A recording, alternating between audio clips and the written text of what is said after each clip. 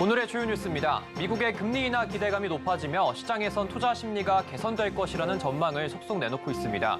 업계에서는 업황 회복세에 돌입한 반도체주를 주목하고 있습니다. LS 일렉트릭이 오늘 업계 최초로 아리백에 가입했습니다. 각종 환경 규제로 높아지는 유럽의 무역 규제 장벽에 미리 대응하겠다며 2040년까지 재생에너지 전환 비율 100%를 달성할 계획을 밝혔습니다. 식품 물가 증가 속도가 나날이 가팔라지면서 가계 부담도 더욱 커졌습니다. 소득 증가율보다 더 빠르게 늘고 있는 상황인데요. 정부가 어떤 대응책을 내놨는지 이슈플러스에서 짚어보겠습니다. 중소벤처기업진흥공단과 교정본부가 수영자 사회복귀를 위해 힘을 합쳤습니다. 중소기업과 일자리 연계를 통해 기업의 인력난 문제까지 해소하겠다는 방침입니다.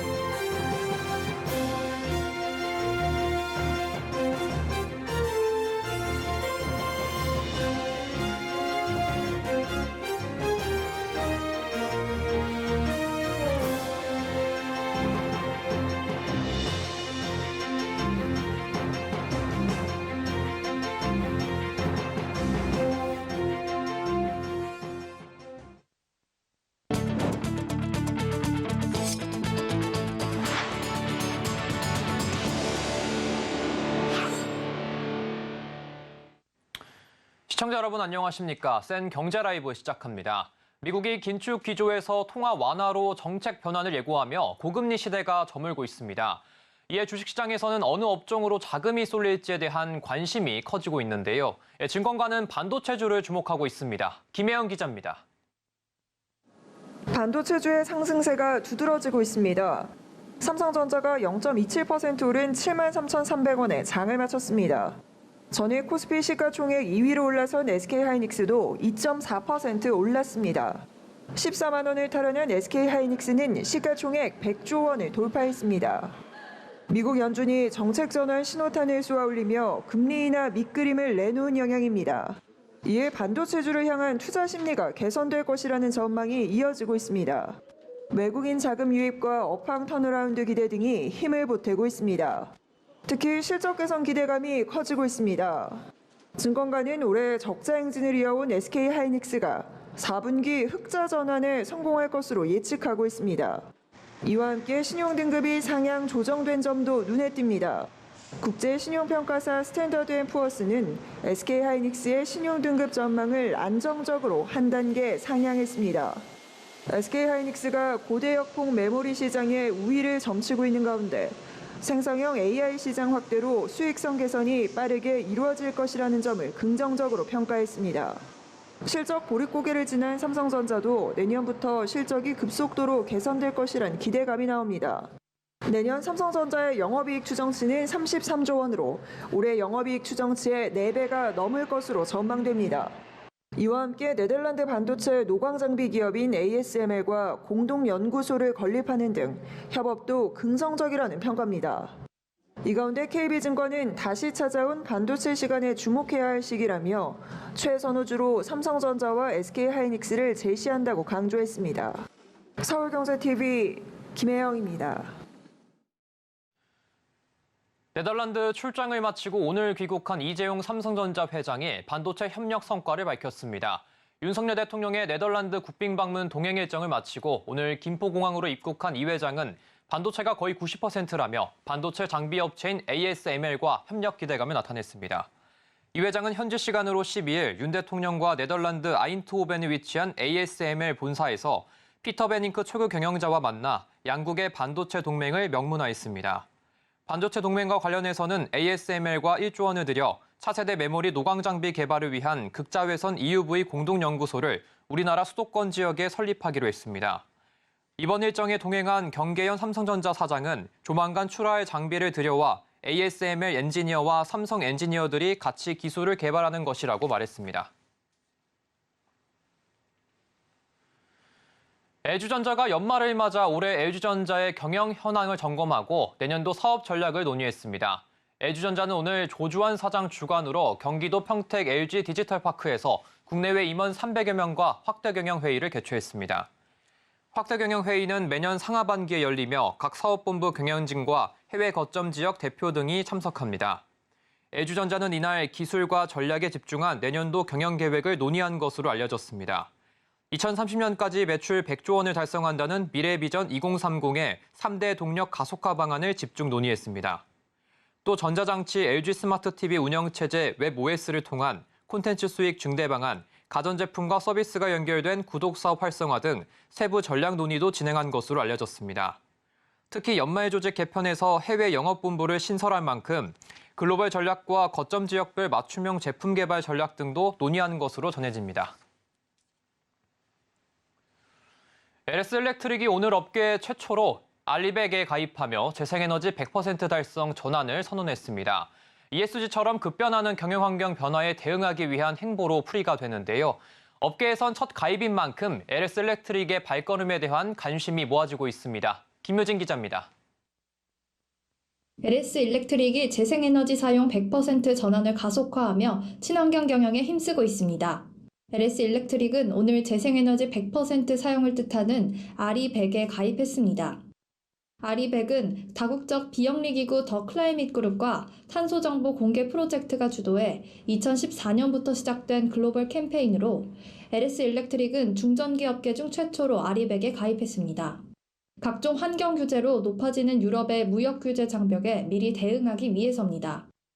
RE100에 가입하기 위해선 전력 사용량을 100% 재생에너지로 달성할 수 있는 시점을 공표하고 진행 여부를 탄소정보 공개 프로젝트로부터 검증받아야 합니다.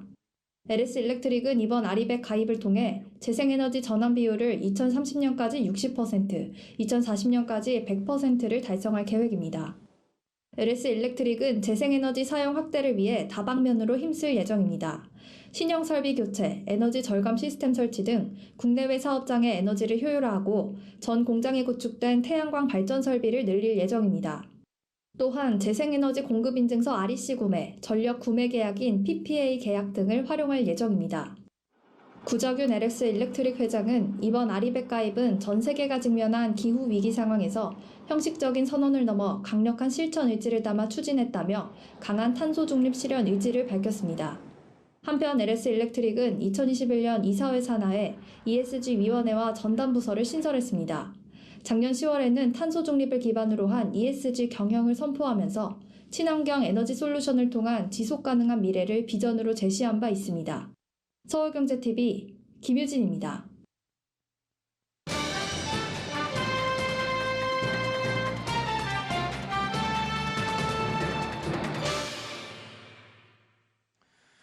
먹거리 물가 상승률이 고공행진을 이어가고 있습니다. 전체 물가 상승률을 2년 넘게 상회하면서 소득 증가율보다 높아지면서 먹거리가 가계 경제에 더 큰 부담이 되고 있는데요. 서민들의 한숨이 깊어지면서 정부에서도 총력 대응에 나섰습니다. 오늘은 산업이부 이재영 기자와 자세히 이야기 나눠보겠습니다. 안녕하십니까? 안녕하세요. 네. 우선 먹거리 물가 상승률이 어느 정도가 되는지 상황 한번 짚어주시죠. 네, 올해 라면과 빵, 우유 등의 식품이 가장 큰 폭으로 올랐습니다. 네. 오늘 통계청에 따르면 가공식품의 소비자 물가지수가 지난 2월에 116.96을 기록했습니다. 이는 작년과 비교해서는 10.4%가량 오른 수준이고요. 글로벌 금융위기였던 2009년과 비교해서는 약 13년 만에 최고 수준인 겁니다. 같은 달 외식 부분의 소비자 물가 상승률도 7.5%를 기록했는데요. 전체 소비자 물가 상승률의 1.6%로 나타났습니다. 이 중 가공식품의 경우에는 2.2배로 먹거리 물가 부담이 다른 품목에 비해서 그만큼 크다는 상황입니다. 지난달에는 가공식품과 외식 물가 상승률이 각각 5.1%, 4.8%까지 둔화하긴 했지만 여전히 전체 물가 상승률을 웃돌고 있는 상황입니다. 가공식품 물가 상승률은 2021년 12월부터 지난달까지 24개월째 전체 소비자 물가 상승률보다 높았고, 외식은 2021년 6월부터 30개월 연속 상회 중입니다. 현 소득이 먹거리 물가 상승률을 따라가지 못하다 보니 부담이 더 큰 상황인 겁니다. 올해 3분기 전체 가구의 처분 가능 소득은 평균 397만 원으로 나타났습니다. 이는 지난해 동기 대비 3.1% 늘어났지만 가공식품과 외식 물가 상승률은 6.3%와 5.4%로 더 높았습니다. 처분 가능 소득은 전체 소득에서 이자와 세금 등을 뺀 것으로 소비나 저축을 할 수 있는 돈입니다. 지난 2분기 가공식품과 외식 물가 상승률이 각각 7.6% 그리고 7%였는데요. 처분 가능 소득은 오히려 2.8% 줄었습니다. 즉 쓸 수 있는 돈이 줄었는데도 먹거리는 이제 7%의 상승률을 보인 겁니다. 올해 들어서 먹거리 물가 상승률이 가장 높았다고 하는데 이 먹거리 중에서도 어떤 품목이 가장 많이 올랐나요? 네, 우유와 아이스크림이 가장 큰 폭으로 올랐습니다. 네. 지난달 우유 물가 상승률은 15.9%까지 치솟아서 글로벌 금융위기 당시인 2009년 8월 이후 14년 3개월 만에 가장 높은 수준이었고요. 아이스크림의 경우에도 약 15%가량 올라서 2009년 4월 이후 14년 7개월 만에 최고치였습니다. 이렇게 식품 물가가 기록적인 수준을 보인 거는 잇따라 이제 이 품목 가격들이 인상됐기 때문인데요. 업계에서는 물류비와 인건비 등 제반 비용이 모두 올라서 제품의 가격 인상은 어쩔 수 없다는 입장입니다. 최근에는 안정세를 보이던 농산물의 물가도 큰 폭으로 오른 상황이라서 먹거리 부담을 키우는 요인으로 부상하고 있습니다. 지난달 농산물 중 과실 물가 상승률이 24.1%를 기록했는데요. 사과 물가 상승률이 55.5%에 달했고 이어서 복숭아, 수박, 딸기, 감이 그 뒤를 이었습니다. 이 식품 업계에서는 제품 가격은 그대로 두면서 이제 안에 내용물이죠. 용량을 줄이거나 질을 떨어뜨리는 이 꼼수 인상도 지금 비일비재하다고 하던데요. 네, 그걸 슈링크플레이션이라고 하는데요. 네. 소비자원이 최근 1년 새 37개 제품에서 이 슈링크플레이션이 일어났다고 밝혔습니다. 소비자원은 자체 운영하는 가격정보 종합 포털 사이트의 가공식품과 또 정부의 슈링크플레이션 신고센터에 접수된 제품들, 그리고 언론에서 언급된 품목 등 모두 270여 개를 조사했습니다. 조사 대상 가운데 약 13%에서 이런 일이 일어난 겁니다. 소비자원이 슈링크플레이션으로 판단한 제품에는 허니버터 아몬드 등으로 유명한 바프 제품, 그리고 CJ제일제당의 백설그릴 비엔나, 서울우유 협동조합의 체다치즈 등이 포함이 됐고요. 이 밖에도 먼덜리즈 인터내셔널의 호울스 상품, 동원 F&B의 양반 참기름김, 그리고 혜택 고향만두, 카스 캔맥주 등이 포함됐습니다. 이렇게 먹거리 가격이 크게 오르면서 서민 부담이 계속 커지니까 정부가 좀 식품 물가를 잡기 위해서 좀 대응에 나섰다고 하는데 어떤 내용이 담겨 있습니까? 네, 우선 정부는 가공식품 9개 품목에 대한 물가 관리 전담자를 추가로 지정하는 등 밀착 관리에 나선다는 입장입니다. 정부는 식품 기업들을 대상으로 잇따라 간담회를 열어서 물가 안정 정책에 동참을 해달라고 요청을 하고 있고요. 이에 발맞춰서 소비자협의회에서도 이제 거들고 있는 상황입니다. 추경호 부총리 전 기획재정부 장관이 지난 6월 이제 국제 밀 가격이 내린 것을 이유로 라면 가격 인하를 요구를 했는데요. 곧바로 소비자단체 협의회가 호응해서 과자와 라면 가격을 내리라고 이제 요청을 했습니다. 이후 농심이 7월부터 신라면과 새우깡 출고가를 각각 4.5%, 6.9% 인하했고요. 삼양식품, 오뚜기 팔도 등 라면 4사도 라면 가격을 내렸습니다. 이는 과자와 빵 가격 인하로도 이어졌습니다. 롯데웰푸드와 혜태제과는 과자 가격을 내렸고요. SPC, 파리바게트, 뚜레쥬르도 이제 빵 가격을 내렸습니다. 하지만 전반적인 먹거리 물가 부담이 지속되면서 정부는 농림축산식품부 차관에 정부 물가안정책임관 책임을 맡겨서 세밀한 물가 관리에 나서기로 한 겁니다. 지난달에는 빵, 우유, 스낵 과자 등 9개 가공식품에 대한 정부의 물가관리 전담제를 새로 지정을 했고요. 이로써 28개 농식품에 대한 물가관리 전담자가 생겼습니다. 빵과 우유 같은 국민 생활과 밀접한 28개 농식품 품목에 대해서는 사무관급 전담자를 지정해서 수급 상황과 가격을 매일 점검을 하고 있는데요. 가공식품 사무관급 전담자들은 가격 점검 외에도 식품기업과 소비자 단체 등과 애로사항을 찾고 해결 방안을 찾는 등 소통을 이어가고 있습니다. 그리고 슈링크플레이션의 경우에도 구체적인 조사 결과가 나오면서 정부에서는 제품 포장지에 용량 변경 사실을 꼭 기재하도록 할 수 있는 방안을 이제 추진을 하기로 했고요. 이 외에도 단위 가격 표시 의무 품목을 확대하고 온라인에서도 단위 가격 표시를 도입하는 안을 검토하고 있습니다. 네, 지금까지 이지영 기자와 이야기 나눠봤습니다. 감사합니다. 감사합니다.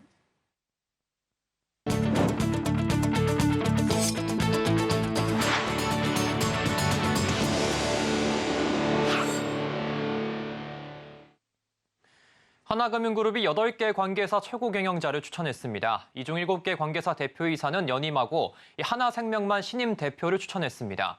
하나금융그룹 임원 후보 추천위원회는 어제 오후 하나생명보험 신임 대표이사 후보에 남궁원 하나은행 부행장을 추천했습니다. 남 후보는 한국외환은행에 입행해 자금시장사업단 경영기획그룹 부행장을 거쳐 지금은 자금시장그룹 부행장으로 재임 중입니다. 임 추위는 남 후보가 하나생명보험의 건정성을 강화하면서 상품 경쟁력 강화, 보험이익 부문의 수익성 제고 등 조직의 사기를 복돋을 수 있는 구원투수로 적임이라고 평가했습니다. 이와 함께 박승우 하나캐피탈 대표이사와 정민식 하나저축은행 대표이사는 재추천했고 민관식 하나자산신탁 대표, 강동훈 하나FNAI 대표, 박근영 하나금융TI 대표, 노유정 하나펀드서비스 대표, 안성종 하나벤처스 사장은 연임을 결정했습니다. 중소벤처기업진흥공단이 교도작업에 참여할 중소기업을 발굴합니다. 중소기업 일자리 지원과 교육 등을 통해 수용자의 사회복귀를 돕기로 나선 건데요. 윤혜림 기자의 보도입니다. 중진공이온의 법무부 교정본부와 함께 중소기업 인력 지원 및 수용자 사회적응 능력 제고를 위한 업무 협약을 체결했습니다. 양기관은 수용자에게 중소기업에서 일할 기회를 제공하고 사회적응 능력을 키워 안정적인 사회복귀를 지원할 예정입니다. 민간 참여가 활성화되기 위해서는 교정본부의 노력만으로는 부족한 면이 있었습니다.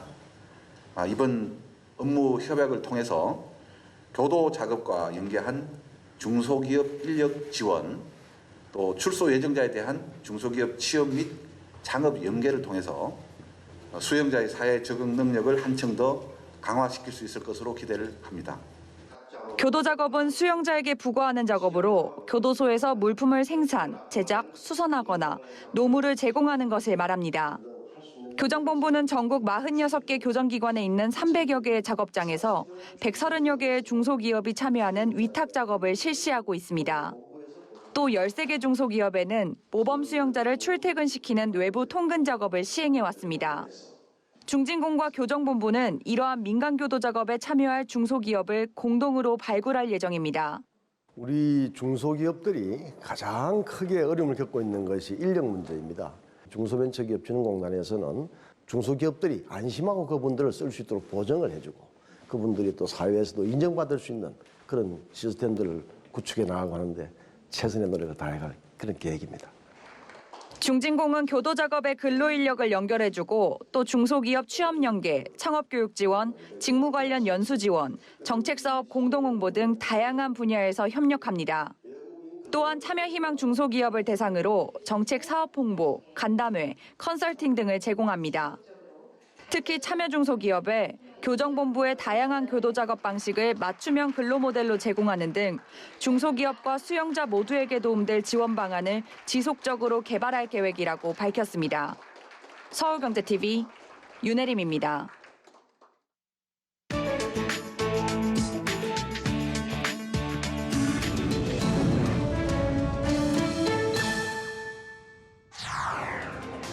새로운 축구 황제 리오넬 메시가 입었던 아르헨티나 경기 유니폼 세트가 경매에서 780만 달러, 하나 약 100억 원에 판매됐습니다. 미국 현지 시간 지난 14일, 소더비는 리오넬 메시가 지난해 월드컵에서 입은 유니폼 상의 6벌의 경매가 780만 달러에 마감됐다고 밝혔습니다. 이 유니폼들은 메시가 아르헨티나 조별리그 3경기 중 2경기, 호주와의 16강전, 8강전 네덜란드, 준결승 크로아티아, 결승전 프랑스전에 입고 뛰었던 옷들입니다. 리오넬 메시는 카타르 월드컵에서 프랑스와의 결승전 혈투 끝에 우승을 차지해 축구계 그레이티스트 오브 올타임, 고트 자리에 올랐습니다. 리오넬 메시는 이번 경매 수익금 일부를 스페인 바르셀로나 아동병원에 기부해 질병으로 고통받는 어린이들을 위해 쓰겠다며 유일무이한 축구왕제의 품격을 보여줬습니다. 커다란 코뿔소가 선물 상자를 뜯기 위해 안간힘을 씁니다. 결국 친구 코뿔소의 도움까지 받아 선물 상자 속 내용물을 확인합니다. 실내 산티아고에 위치한 부인동물원에 크리스마스가 일찍 다가왔습니다. 동물원 관계자는 공원에 있는 동물들에게 최고의 환경을 제공하려 노력하고 있지만 크리스마스를 맞아 각각의 동물들의 본능을 자극할 수 있는 선물들을 준비해 나눠주게 됐다고 설명했습니다. 이번 선물은 코뿔소는 물론 공원 내에 있는 표범과 벵골 호랑이, 오랑우탄, 눈표범 등 다양한 동물들에게 양털, 고기 등 후각적 자극을 줄 수 있는 선물들로 구성됐습니다. 동물원의 마스코트인 레서 팬더는 과일로 꾸민 크리스마스 트리를 선물받아 행복한 시간을 보냈습니다. 권투글러브를 착용한 로봇이 날렵한 몸놀림으로 미트를 끼고 있는 사람에게 잽은 물론 라이트 펀치, 어퍼컷 펀치까지 날립니다. 들어오는 미트에 맞춰 몸을 숙여 펀치를 피하는 더킹 동작까지 합니다. 인간과 로봇의 복싱 대결은 아직 공상과학 소설의 영역이지만 플로리다주에 있는 펜사콜라 ICMC 연구원들은 공상과학 소설을 현실로 만들기 위해 노력하고 있습니다. ICMC 연구소는 최근 인간과 복싱 스파링을 할 수 있는 로봇 나디아를 선보였습니다. 나디아는 현재 기술적 한계로 VR 제어를 통한 원격 조종만이 가능하지만 AI 기술이 더 발전한다면 사람의 조종 없이 움직일 수 있게 됩니다. 연구진은 나디아 같은 인간형 로봇에겐 놀라운 잠재력이 있다며 향후 폭탄 처리, 원전 청소, 재난 대응 등 사람에게 의존하고 있는 고위험 작업을 대신 수행할 수 있도록 개발 중이다라고 말했습니다. 전통 복장을 입은 브라질 원주민들이 자신들의 땅을 수호하기 위해 브라질리아에 모였습니다. 원주민 조상으로부터 이어져 온 땅의 소유권을 제한하는 법안이 통과될 가능성이 제기되면서 이를 막기 위해 브라질 원주민들이 모인 겁니다. 룰라 브라질 대통령은 원주민의 땅 소유권을 제한하는 법안에 대해 거부권을 행사하며 원주민들의 삶의 터전을 지켜준다는 입장이었지만 브라질 살림을 개발하려는 국회의원들이 룰라의 거부권을 뒤집는 토론을 할 수 있게 됐습니다. 브라질 최초의 원주민 장관 소니아 구아자아라는 거부권이 계속해서 지켜지는 걸 지지하며 국회 밖에 나와 시위대에 합류했습니다. 미국 뉴욕 맨해튼에 위치한 맨해튼 프리덤 플라자가 무지갯빛 조명으로 환하게 밝혀졌습니다.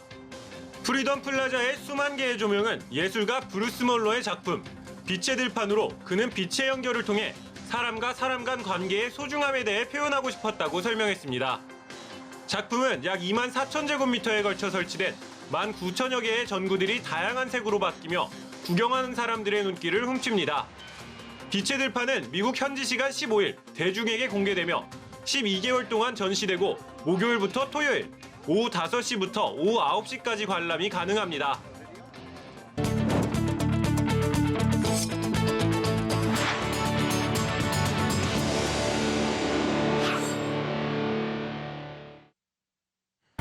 당정이 내년부터 출퇴근길 혼잡도를 줄이기 위해 서울 지하철 4, 7, 9호선과 김포 골드라인을 대상으로 신규 전동차 증차 국비 지원을 하기로 했습니다.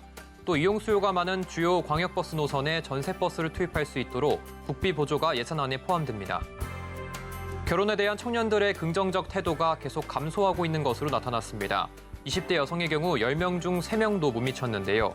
자금 부족과 필요성을 느끼지 못했다는 응답이 가장 많았습니다. 은행권의 변동형 주택담보대출 금리 기준이 되는 코픽스가 지난 8월 이후 3개월 연속 상승했습니다. 11월 신규 취급액 기준 코픽스는 지난달보다 0.03%포인트 높은 4%로 집계됐습니다. 현대해상이 정몽윤 회장의 장남 정경선 씨를 최고 지속가능 책임자로 선임했습니다. 현대해상은 장기적인 관점으로 미래를 예측해 경영 과제를 도출하고 이를 지속적으로 추진할 필요가 있어 업계 최초로 CSO 조직을 신설했다고 설명했습니다.